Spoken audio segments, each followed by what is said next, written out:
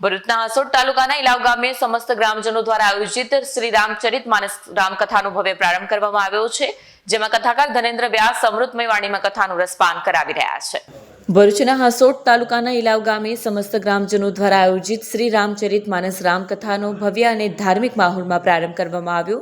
કથાના આરંભે પોથી યાત્રાનું આયોજન કરાયું, જેમાં મોટી સંખ્યામાં ગ્રામજનો અને ભક્તોએ ઉત્સાહપૂર્વક ભાગ લીધો. દીપ પ્રાગટ્ય કરીને 9 દિવસ સુધી ચાલનાર રામકથાનો વિધિવત પ્રારંભ કરાયો. આ કાર્યક્રમમાં હાસોટ તાલુકા પંચાયત પ્રમુખ સંગીતા સોલંકી, જિલ્લા ભાજપના મહામંત્રી વિનોદ પટેલ, તાલુકા પંચાયત પ્રમુખ જેડી પટેલ, દત્તાશ્રય આશ્રમ ખરચના આચાર્ય ભાવિન પંડ્યા, મનન પંડ્યા, યુવા કથાકાર ધવલ વ્યાસ, ડોક્ટર સ્નેહલ મહેતા, આદર્શ કેળવણી મંડળ ઇલાવના પ્રમુખ તુષાર પટેલ, ગામના સરપંચ નિશા રાઠોડ, ડેપ્યુટી સરપંચ હિરેન પટેલ તેમજ ગામના આગેવાન મહાદેવ પટેલ સહિતના આગેવાનો ઉપસ્થિત રહ્યા હતા.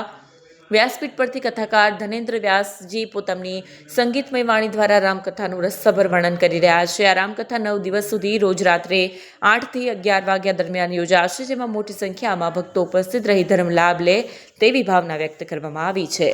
Bureau report, Satya TV news, Hansot.